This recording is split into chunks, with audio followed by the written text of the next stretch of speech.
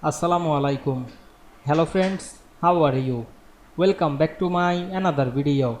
In this video, I am going to show you how to save a picture from Excel as a JPEG. Let's get started. At first, you have to open your Excel spreadsheet. Then go to the insert menu. Select the picture option. Then click this device. Then choose any picture. Now I am select this image and click insert. Then resize the image. Then click right button and we can see here not available the save picture option. Now we want to save the picture as a JPG.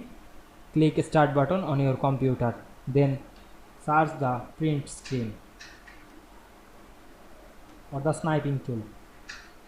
Then select the sniping tool and take a screenshot.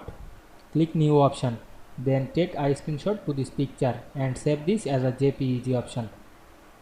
Then click the file name option and click save as. Then choose your file location and write your file name. Then select the save as type, choose JPG file and click save. Then close this. Then check your file location and check the file. We can see here the file. The file is JPG. I hope you enjoyed my video. Please like, comment, share and subscribe my channel. Thanks for